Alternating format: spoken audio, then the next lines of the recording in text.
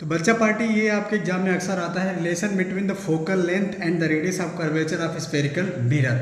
ठीक है, ये आपके एग्जाम में आता है और 3 नंबर में आता है, कभी कभी ये 5 नंबर में भी आ जाता है। अब मैंने 3 नंबर में आता है, तो हम इसको समझेंगे, लगाएंगे कि इनके बीच रिलेशन होता कितना है और कैसे आता है। एक एक स्टेप डिराइव करेंगे, एक वर्ड को एक्सप्लेन करेंगे। तो मैं एक एक वर्ड बता रहा हूँ। रिलेशन, अब समझते हैं रिलेशन क्या होता है। ठीक है, क्या इन दोनों में रिलेशन है? फोकल लेंथ, एक वर्ड आ रहा फोकल लेंथ। ठीक है, आप फोकल लेंथ जानते हैं क्या होता है। ठीक है, फोकल लेंथ क्या होता है, कहाँ से कहाँ के बीच की दूरी होती है, तो P से लेकर के F के बीच की दूरी क्या होती है, फोकल लेंथ। P क्या है, पोल, जहाँ स्फेरिकल मिरर है, मैं थोड़ा पॉलिश कर देता हूँ, ये आपका स्फेरिकल मिरर है। सभी डिस्टेंस आप वहाँ से मेजर करेंगे, पोल से मेजर करेंगे। और अगर कोई भी रे प्रिंसिपल एक्सिस के पैरेलल होती है तो वो मिरर से टकराने के बाद आफ्टर रिफ्लेक्शन फोकस होकर जाती है। ठीक है, तो फोकस होकर आ रही है, तो पोल और फोकस के बीच की दूरी को क्या बोलते हैं, फोकल लेंथ, जिसे हम स्मॉल एफ से रिप्रेजेंट करते हैं। ओके, फिर आगे है and radius of curvature. Radius आप जानते हैं। ठीक है, कर्वेचर, रेडियस ऑफ कर्वेचर क्या है, तो ये आपका एक स्फेरिकल मिरर का पार्ट है। जब आप इसको पूरा स्फेयर बना देंगे तो इसका एक सेंटर हो जाएगा, सी क्या हो जाएगा, सेंटर हो जाएगा। और सेंटर से लेकर के यहाँ तक की दूरी रेडियस ऑफ कर्वेचर कहलाएगी, जिसे हम कैपिटल आर से रिप्रेजेंट करते हैं। किस रिप्रेजेंट करते हैं, कैपिटल आर से। इसे हम किस रिप्रेजेंट करते हैं, स्मॉल एफ से, और इसे हम कैपिटल आर से। और आप जानते हैं इनके बीच का जो रिलेशन है, पहले हमें पता होना चाहिए कि हमें लाना क्या है। तो आप जानते हैं हमें लाना है F इक्वल R/2 या R इक्वल 2F। ठीक है, ये आपको न्यूमेरिकल सॉल्व करने में बहुत मदद करते हैं। यानी जब आप कोई भी न्यूमेरिकल्स लगाएंगे, अगर फोकल लेंथ दिया गया है तो ऑलरेडी रेडियस ऑफ कर्वेचर दिया गया है। ठीक है, तो अब हम लगाते हैं। तो सबसे पहले हम डायग्राम एक्सप्लेन करेंगे। आप डायग्राम को जितना डीपली देखेंगे, बहुत सारी चीज़ें अपने आप क्लियर हो जाएंगे। ठीक है, MPN is a spherical mirror, MPN is a concave mirror. क्या लिखेंगे, MPN is a concave mirror. कोई दिक्कत? MPN आपका क्या हो गया, कॉन्केव मिरर। ठीक है, P क्या है आपका, P is pole, P is pole and C is the centre of curvature. Okay, and C is the centre of curvature. ये हमने बता दिया मिरर के बारे में कौन क्या है। अब हम ये जो फिनोमेना हो रहा है उसके बारे में बात करेंगे।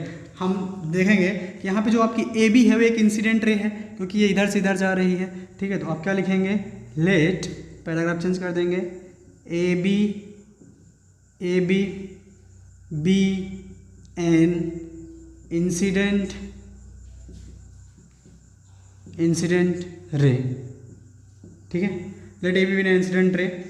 और ये इसकी खासियत क्या है, इस इंसिडेंट रे की खासियत क्या है, यह प्रिंसिपल एक्सिस के पैरेलल है। तो हम लिख देंगे टू पैरेलल। ठीक है, यहाँ पे incident ray parallel to the principal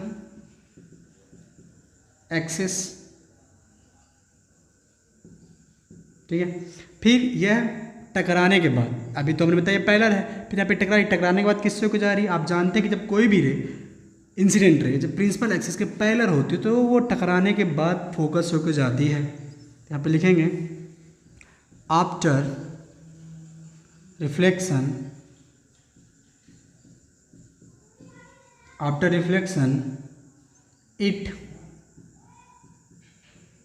it passes through F। ठीक है, अब आप एक कंस्ट्रक्शन करेंगे, आप जॉइन CB। ठीक है, कंस्ट्रक्शन करेंगे। ज्योमेट्री का बड़ा इंपॉर्टेंट रोल होता है। जॉइन, हमें अपना उल्लू सीधा करना है, हमें अपना काम निकालना, अपने मतलब की बात निकालनी, हमें जो लाना है वो हमें ला के ही रहना पड़ेगा by the mathematical process and by the properties of light. Okay, join CB। ठीक है, तो लॉ ऑफ रिफ्लेक्शन क्या कहता है, angle of incident angle of reflection के बराबर होता है। ये आपका एंगल ऑफ इंसिडेंट और ये आपका एंगल ऑफ रिफ्लेक्शन है। तो ठीक है, यहाँ पे लिखो बाय द लॉ ऑफ हमने पिछले वीडियो में आपको बताया है कि लॉ ऑफ रिफ्लेक्शन क्या होता है। तो एंगल ऑफ इंसिडेंट, ठीक है, ये नॉर्मल है, ये इंसिडेंट है, तो नॉर्मल रे और इंसिडेंट के बीच बना एंगल क्या कहलाता है? Angle of incident. आई से डिनोट करते हैं, तो एंगल ABC, ये वाला ध्यान से देखिएगा, एंगल ABC। और आप जानते हैं ये कितने डिग्री का है? 3 डिग्री का। तो आप यहाँ लिख देंगे एंगल ABC इक्वल, ओके। अब angle of angle I angle R के बराबर होगा। आर क्या है? Reflected angle. तो आपका हो जाएगा CB, ठीक है, यहाँ तक आइए एफ है। अगर आप आगे कुछ नॉमेनक्लेचर कर देते हैं तो कोई दिक्कत नहीं, तो आप यहीं तक लीजिए CBF। अरे दोनों कितने डिग्री के हैं? थीटा। किस लॉ से हैं? लॉ ऑफ रिफ्लेक्शन से। भाई अगर ये 30 डिग्री का है तो ये भी 30 डिग्री का होगा, ठीक है। तो आप इसको मान लीजिए इक्वेशन नंबर फर्स्ट, कोई दिक्कत? ठीक है। अब आप जानते हैं कि अगर कोई भी दो रेख पैरेलल है, या आप क्लास 6 से पढ़े होंगे, और कोई ट्रांसवर्सल लाइन उनको इंटरसेक्ट कर रही है, तो वहाँ बहुत सारे angle, alternate angles, corresponding angle, ये सब आपस में क्या होते हैं? बराबर होते हैं। तो आप यहाँ पे क्या करेंगे? आप देखेंगे अल्टरनेट एंगल बन रहा, और अल्टरनेट एंगल हमेशा आपका जेड शेप में बनता है। किस शेप में बनता है? जेड शेप में, ध्यान दीजिएगा। तो यहाँ पे भी आप देखिए ये वाली लाइन, यहाँ से आइए, यहाँ आइए और यहाँ जाइए, जेड शेप में बन रहा कि नहीं बन रहा? तो यहाँ दो एंगल जो होंगे आपस में बराबर होंगे, यानी आप यहाँ पे लिखेंगे AB parallel PC and BC is transversal line, ठीक है, ये आपकी ट्रांसवर्सल लाइन है। तो आप जानते हैं तो आपके जो एंगल होंगे बराबर होंगे। कौन कौन से एंगल? जिन एंगल को बार बार डायग्राम पे देखो अपने आप क्लियर हो जाएगा। Angle ABC equal angle BCF, Z से में बनेंगे, मैं बार बार कह रहा हूँ। अल्टरनेट एंगल्स, कौन से angle? Alternate angles. Equation number 2 एक बार देख भी लीजिए, एंगल ABC, ये वाला एंगल, एंगल BCF, ठीक है, ये अल्टरनेट एंगल्स हो गए आपके।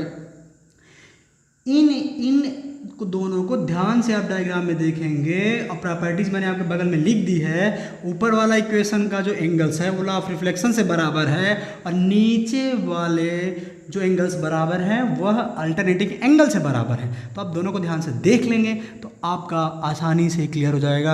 आपका डायग्राम बहुत कुछ कह रहा है एंगल कैसे बराबर हैं। अब आप जानते हैं अगर किसी दो इक्वेशन आपके पास हैं, इफ़ यू हैव 2 इक्वेशन और one side are equal then another side are also equal, अगर आपका एक साइड बराबर है तो दूसरा अपने आप बराबर हो जाएगा, ठीक है। तो जरूरत पड़ने पर हम यूज कर सकते हैं। यानी इस केस में अगर हम कहें आपका CBF, ठीक है, CBF BCF के बराबर होगा, किसके बराबर होगा? तो आप देख लीजिएगा। तो आप यहाँ लिखिए from equation first and second, लेकिन ये जो दोनों एंगल आपस में बराबर होंगे CBF, यहाँ पे एक ट्रायंगल नजर आ रहा होगा आपको, ध्यान से अगर आप देखिए, एक ट्रायंगल में 3 एंगल्स होते हैं, आपको अच्छे से पता होगा, BCF, ठीक है। और आपने एक 9th क्लास में थ्योरम पढ़ी होगी जो आगे हम यूज करने वाले हैं, तो आपको मैं बता देता हूँ। यहाँ पे आप लिखिए एंगल, ये वाला एंगल लिखिए BCF इक्वल, फिर एंगल क्या हो जाएगा? CBF, ठीक है। ये किस ट्रायंगल में हो रहा बच्चा? Triangle BCF, in triangle BCF, angle BCF, और दूसरा का क्या हो गया? CBF।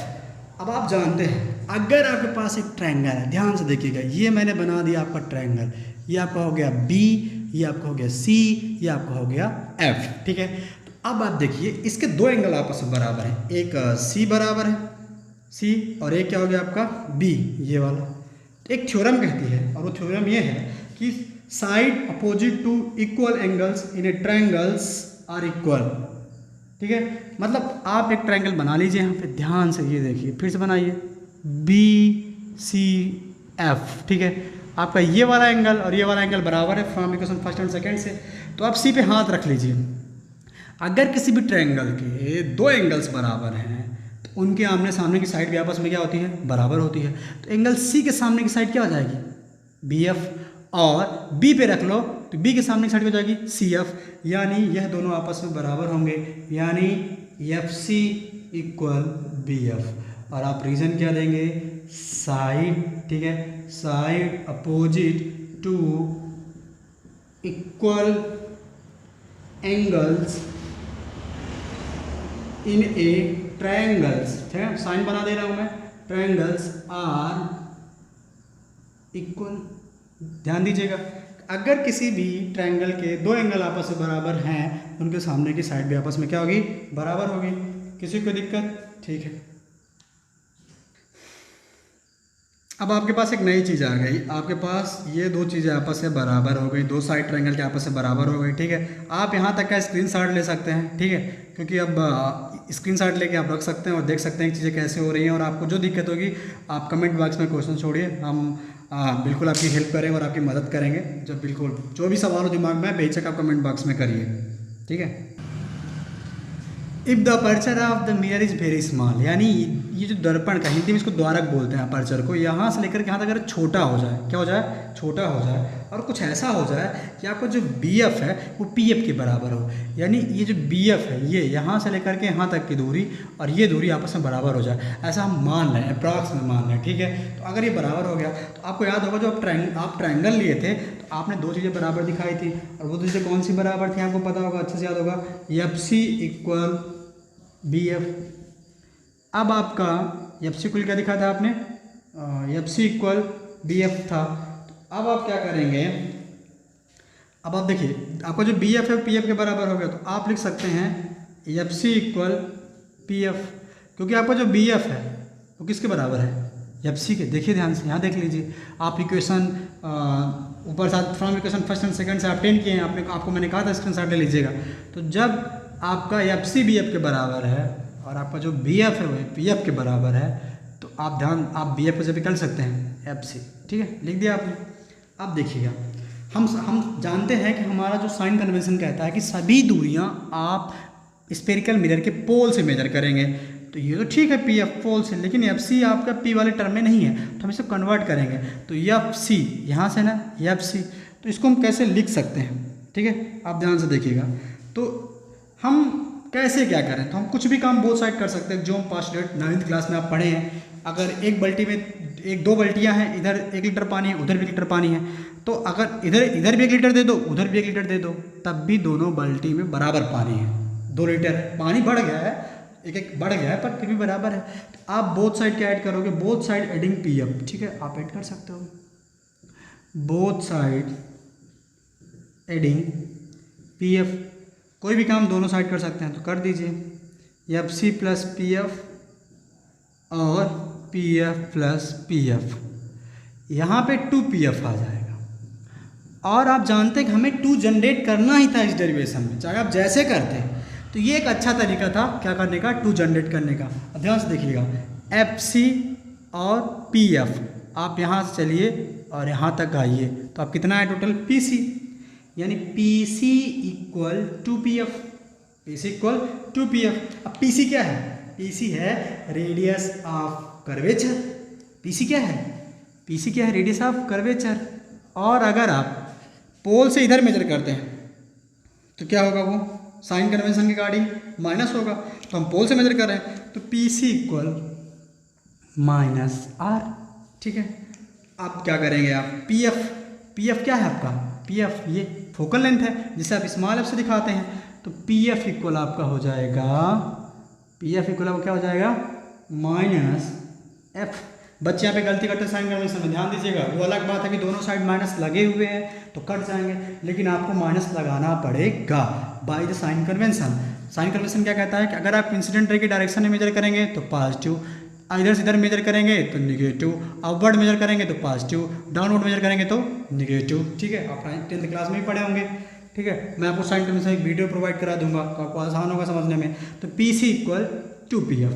अब आप क्या करेंगे, PF, तो PF की जगह पे क्या रख सकते हैं आप, -F, ठीक नहीं रख सकते हैं, तो आप यहाँ पे लिखिए PC -R, देखिए -R equal -2F, minus cut गया, R इक्वल 2F, ऐसे भी आता है। और आप ट्रांसपोज कर लीजिए, ठीक है, किसको, F को, F इधर आ गया, तो F इक्वल हो जाएगा R/2। और यार आपका डेरिवेशन तो आप किस रिजल्ट पे पहुँचे, आप इस रिजल्ट पे पहुँचे ओवरऑल डेरिवेशन लगाने के बाद कि focal length is half of the radius of curvature. जो फोकल लेंथ होती है वह रेडियस ऑफ कर्वेचर की हाफ होती है। कभी कभी ये एमसीक्यू में आ जाता है। और जो रेडियस ऑफ कर्वेचर होती है वो फोकल लेंथ की 2 गुनी होती है। ठीक है, न्यूमेरिकल लगाने में आपको मदद होगा। तो ये रहा आपका ओवरऑल क्या relation between the focal length and radius of curvature. मैं आपको फिर से एक बार जल्दी जल्दी बता देता हूँ।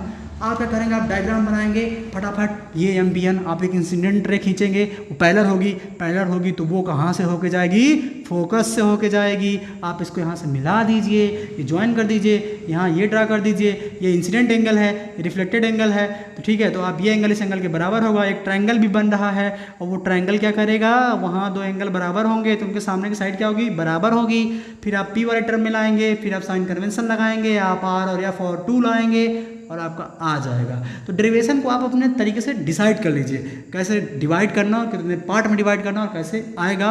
और जो भी दिक्कत है आप कमेंट बॉक्स में लिखें, मैं आपको Please subscribe the channel and hit the bell icon for latest updates.